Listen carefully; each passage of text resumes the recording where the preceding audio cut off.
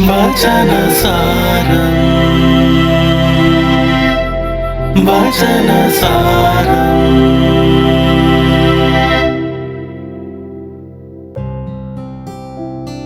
ഈശോയാൽ സ്നേഹിക്കപ്പെടുന്നവരെ, എല്ലാവർക്കും അനുഗ്രഹം നിറഞ്ഞ ഒരു ദിനം ആശംസിക്കുന്നു.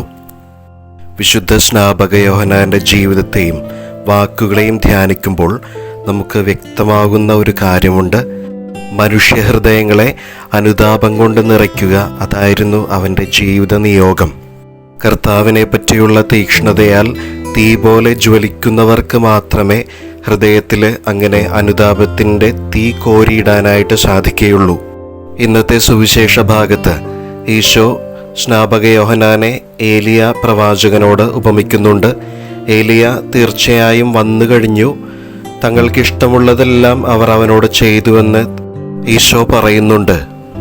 പഴയ നിയമത്തിലെ ആഹാബിൻ്റെയും ജസബിലിൻ്റെയും കിരാതവാഴ്ചയുടെ സമയത്ത് വിഗ്രഹാരാധനയിൽ അമർന്നുപോയ ഇസ്രായേൽ ജനത്തിനെ യഹോവയിലേക്ക് പുനഃസ്ഥാപിക്കാൻ ഏലിയ പ്രവാചകന് സാധിച്ചു.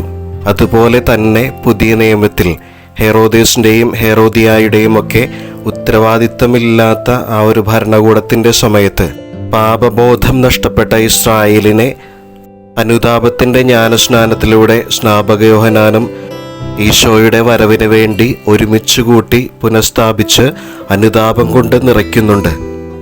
പ്രിയമുള്ളവരെ, നമ്മുടെ ജീവിതത്തെയും ഒന്ന് ആത്മശോധന ചെയ്യാം.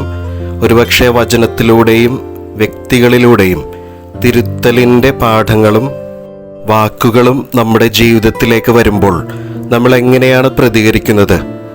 നമുക്ക് ഇഷ്ടമുള്ളതുപോലെയാണോ തിരുത്തലുകളോട് പ്രതികരിക്കുന്നത്? അല്ലെങ്കിൽ ദൈവത്തിന് ഇഷ്ടമുള്ളതുപോലെയാണോ തിരുത്തലിനോട് നമ്മൾ പ്രതികരിക്കുന്നത്? അറ്റുപോയ ദൈവ-മനുഷ്യ ബന്ധം പുനഃസ്ഥാപിക്കുന്ന സന്ദേശമാണ് ഓരോ ക്രിസ്തുമസും നമുക്ക് നൽകുന്നത്. ക്രിസ്തുമസിനായിട്ട് ഒരുങ്ങുമ്പോൾ ഈ ദിവസങ്ങളിൽ ഞാനും എൻ്റെ ഈശോയും തമ്മിലുള്ള ബന്ധം ഇപ്പോൾ എങ്ങനെയാണ് എന്ന് ചിന്തിച്ച് ആ ഒരു സ്നേഹം പുനഃസ്ഥാപിക്കാൻ വേണ്ട കൃപ കൂടി നമുക്ക് ഇന്ന് ചോദിക്കാം.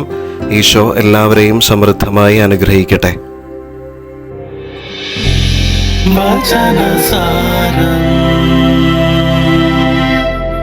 വചനസാരം.